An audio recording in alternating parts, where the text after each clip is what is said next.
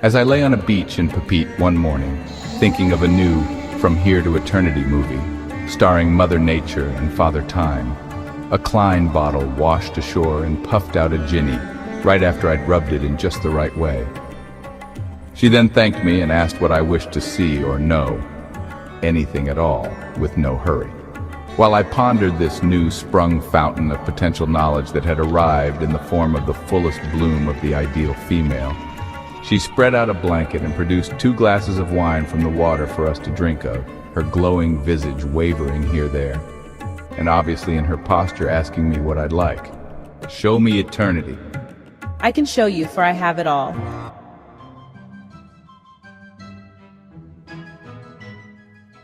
Wait, you have all of eternity, complete in its perpetual entirety?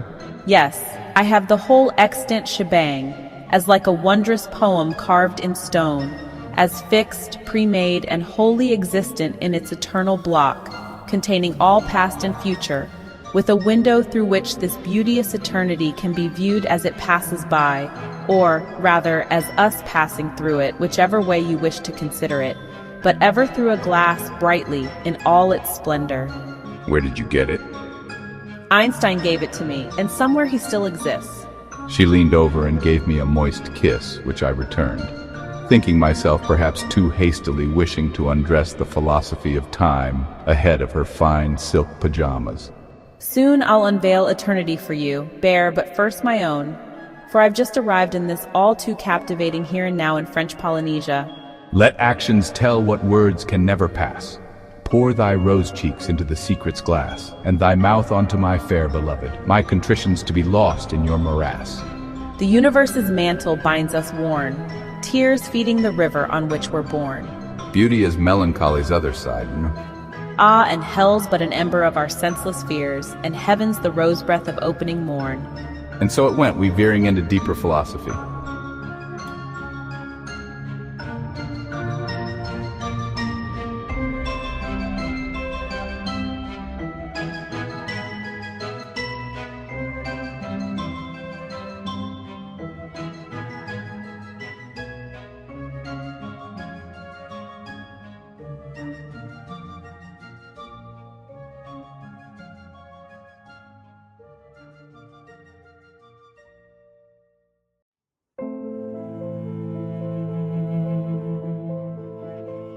I offered, my life's spirit to the causeless was near blind. Quoth she, continuing, if the beginning you could find, the aleph of word, phrase, and universe, thou needst not the rest of the alphabet, all's been mined.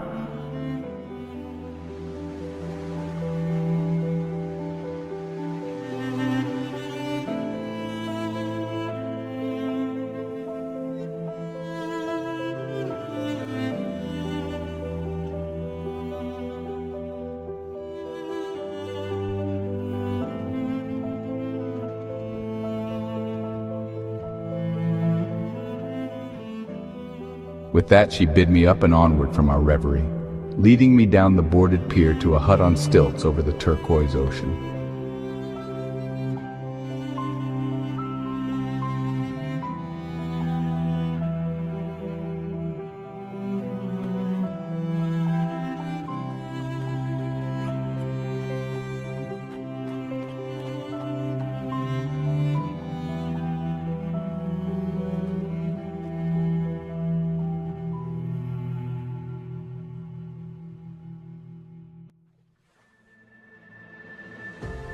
We approached the hut, the sign above the door reading, Space-Time.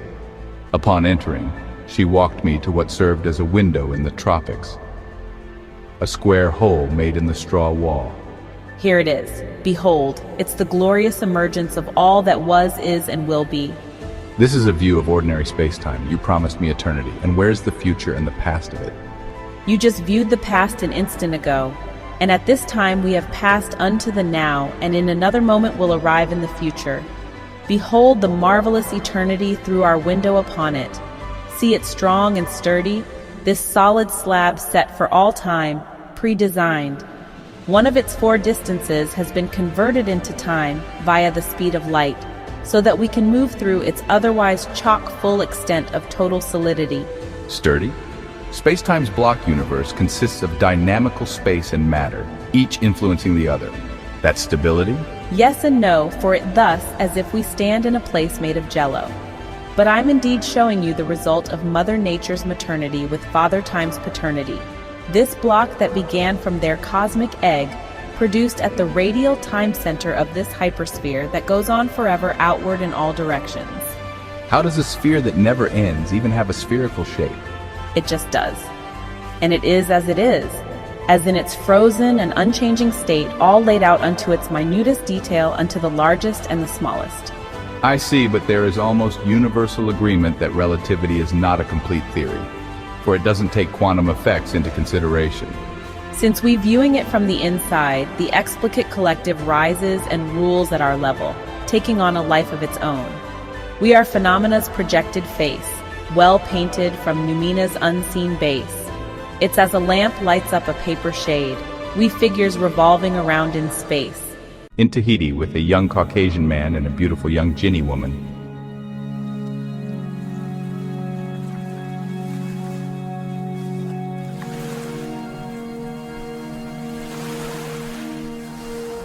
Well, you did mention emergence, meaning such as more is different and the whole is more than the sum of its parts. But where did this block come from? From what quarry was it excavated? It was built in what to us would be all at once in the fifth dimension, lest it take forever to be completed again, just to us.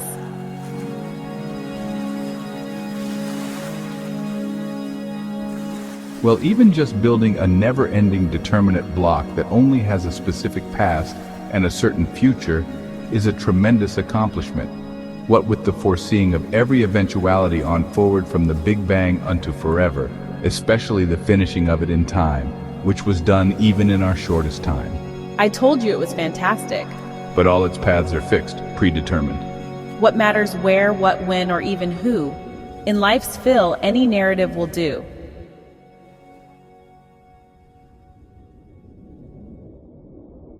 Well, true, but we've only just seen the near future and the near past. Can you zoom out into the next dimension and show me a larger view? Sure. She enlarged our viewpoint, which was really a kind of condensing. I felt an uneasy shift. Ugh, holy cripes, I see things like tube worms that begin with a fetus and end with a corpse. Oh, horrors. Those are the world lines of you and everyone. Quick, get rid of it. Take me through my own world line, such as like a home movie run on fast forward. Okay, here we go. It will be such as just before you die, when your whole life flashes before you, just ahead of your merging into the timelessness of the great block extern. It's the fifth dimensional wonder of the universe. Wait, there's life after death in this block? Everything in it exists forever. Rejoice, but your goose was cooked long ago, your future eggs laid, for you were aglow. And so I saw myself being conceived. Phew. And then as a baby, a toddler, a young boy, an adolescent, and so forth, until laying on a beach in Tahiti, then the Ginny appearing. Wait, stop it. I don't want to know my future that is carved as dogma into this gargantuan tablet upon which I've already had a glimpse of my cadaver. That's part of what has to be shown if we go on, even horrid hell and gloried heaven yon. Seekers never fear.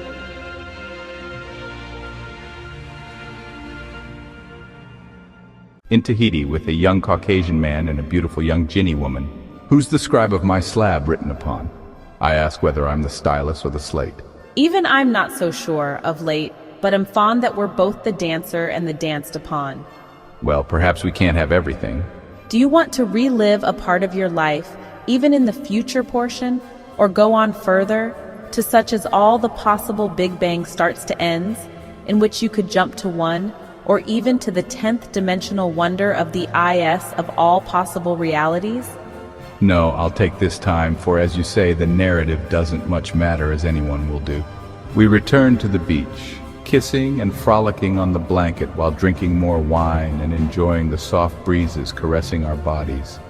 Happy to be returned to this wonderland, drenched with the perfumes of flowers that begged our passions to be quenched again.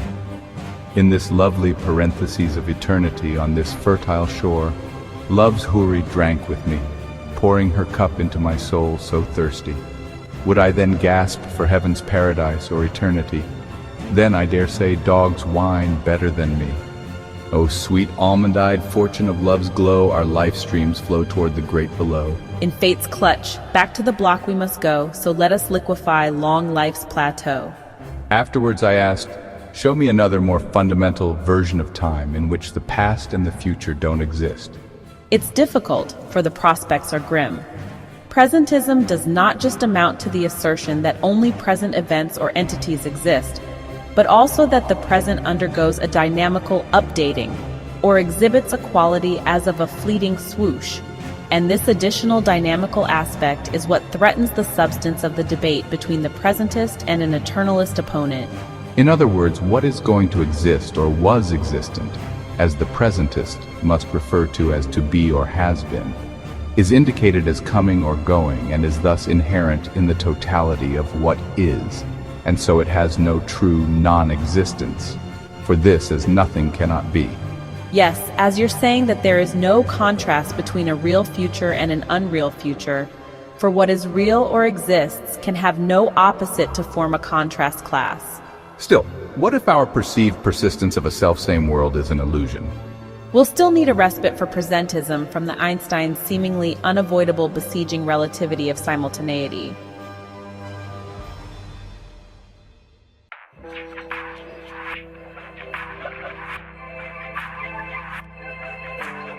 In Tahiti, with a young Caucasian man and a beautiful young Ginny woman, what if we even went past the emergence quality of space, as a degree of realness nevertheless, under the complete elimination of space, leaving only time as the implicate order, an illusion of timelessness, then only referring to the emergent but now totally explicate geometric time of space-time, but not to a microscopic fundamental time where there would be no geometry, so that fundamental time exists but space and geometry do not? I thought you'd never ask. Your wish is my command. Singing, ne'er can be recalled now's bird that has flown, so love life's flight on the winds that must blow. And then we'll get rid of space completely.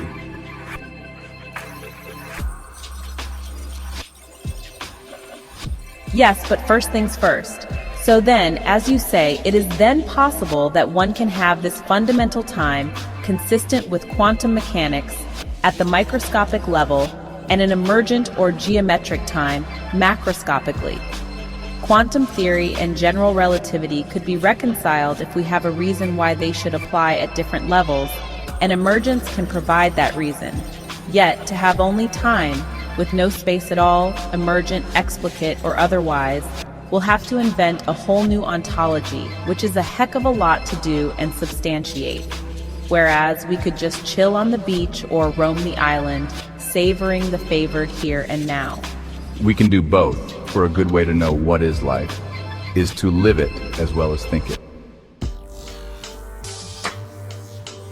She took me to another hut, the signage reading, discrete construction of now.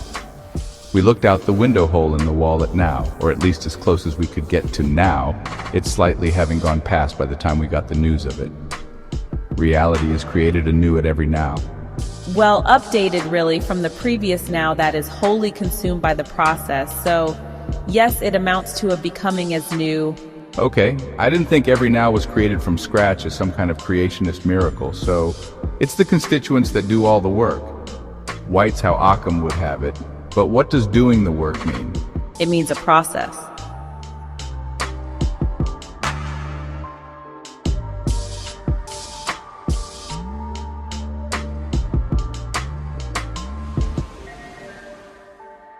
And so they pondered the nature of time and space in the serene beauty of Tahiti.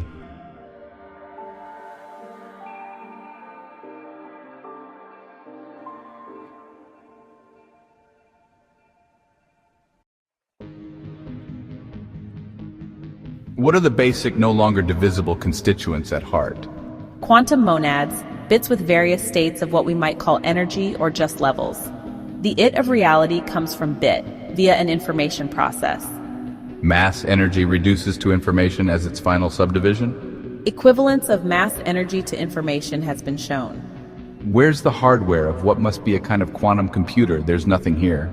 If there was hardware, then there would no longer be just a now, for the hardware would remain across time. So, the bits do it all themselves? Yes, as the quantum fields. So, Yogi, the future's not what it used to be anymore?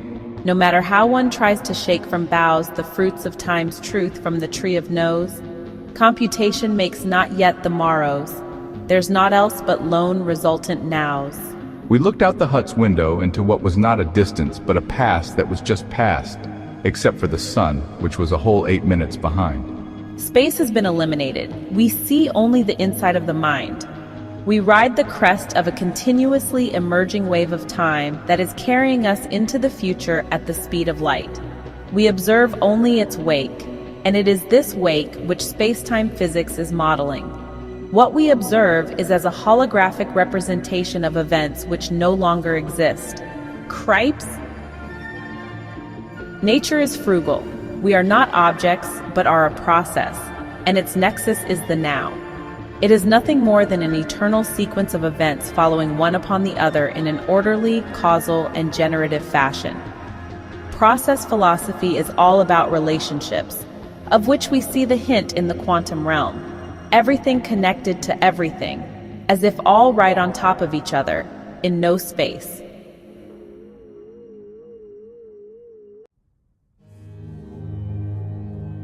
Our anticipation's imagination suggests the future, while we're in the now of our present sensation, our memory holding a bit of the past, this smoothly rolling now blended by the mind. The delight is such that none of the three could produce alone.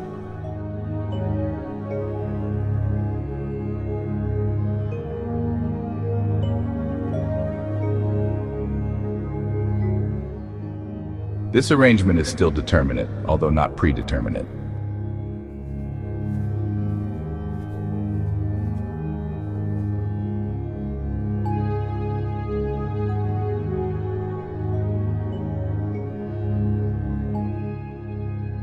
Well, we can't eat our cake and still have two, for consistency is a good thing, and the impossible random would be a horror.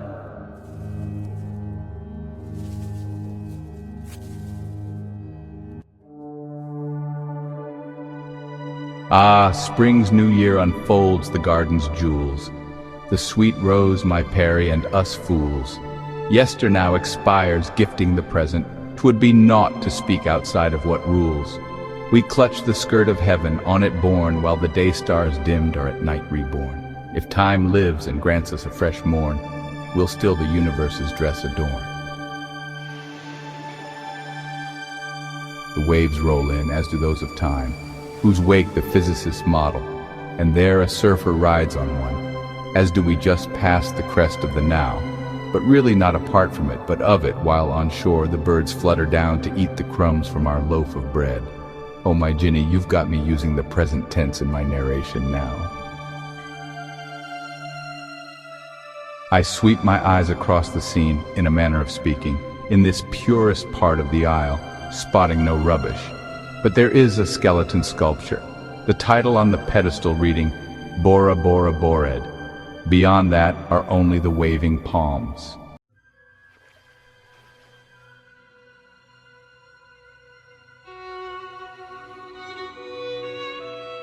I get it now, my fair creature twixt human and angel, about the informational monads. The only possible fundamental is what has no parts as a simple, continuous function, which necessitates a monad, for there isn't anything simpler. Thus, its assemblies of the it can only be of the more and more composite and complex, in the higher and higher informational patterns that the bits make as the nows ever go on. And the monads have to be, we should jot, because nothing cannot, which is the truth we've found that thus no longer needs any proof, which demonstrates the power of philosophy. So, my jasmine bloomed and fairy born, upon whose glowing breasts I rest my head this morn, we cast not to the wind, but flow as time's born. Thus there are two times about which we needn't ask, the one that hasn't come, and the one that's past, for we are of the now, and at that, ever only seeing the inside of the brain from the inside. Yes, traveler through time. While life flows like water and blows like wind, our idyllic now prevails, unsurpassed.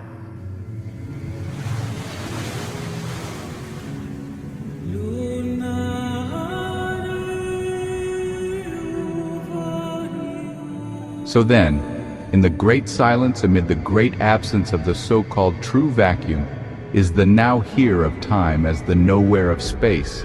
And to think it was said that our being blocks the view of the ultimate, nor to gaze at it could we ourselves acquit, that even the wise couldn't step beyond their nature, leaving all mother's sons standing helpless before it. Indeed, now here is nowhere. A slight rearrangement that's still of the same letter sequence, representing a truth so simple that even a child could understand it, though we must relinquish all future and past, which may induce melancholy.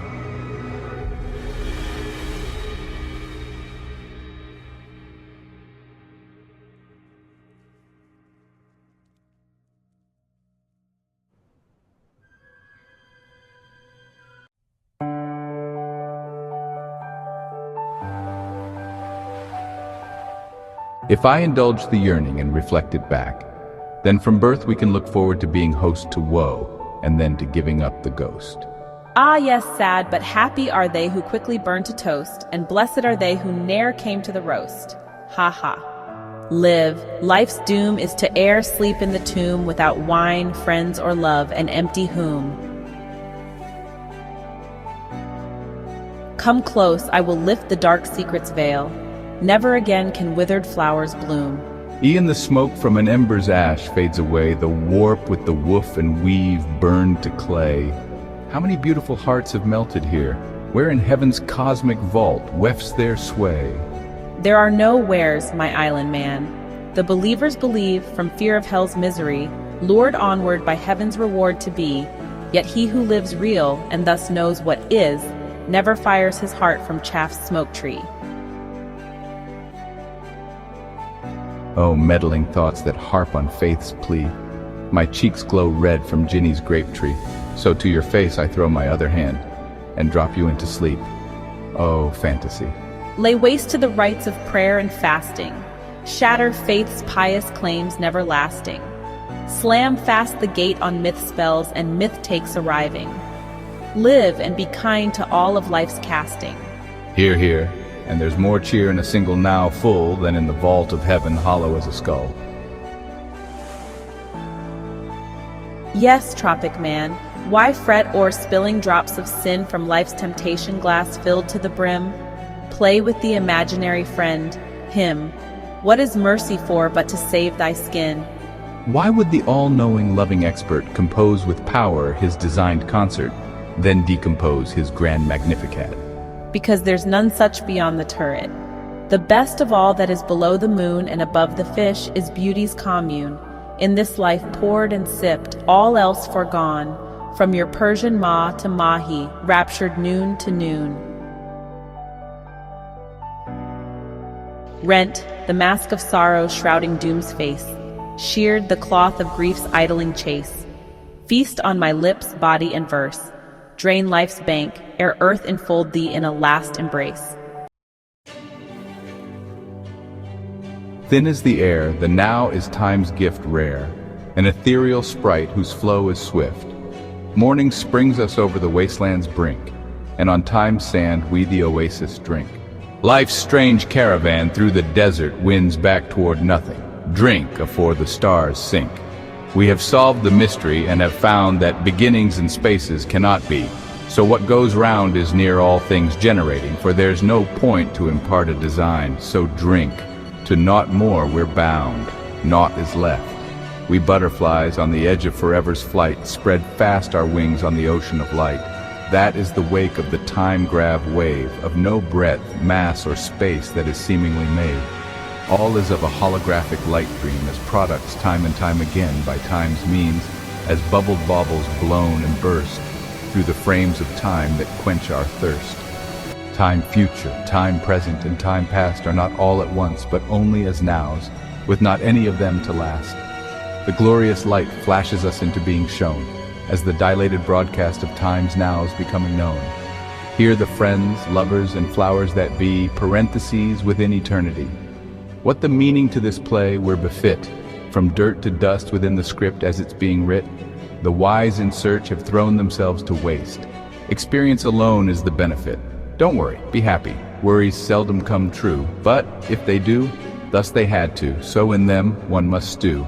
Past imperfect points to a future tense, yet ever only nows does the wheel brew. Ere fate fells us dried up like an old leaf, let the wine course through our veins of life so brief.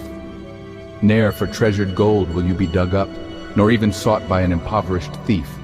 Drain thy goblet's nectar of the moon's shine, while the light sparkles in this now of thine. Reign with night's queen and drink deep the king's wine, for the morrow may not find you in time. Now, to our friends and successors. When you, with such lively tread, make your way through the garden of the dead and reach the flowered bed where we made one and now lie, turn down an empty glass and break some bread.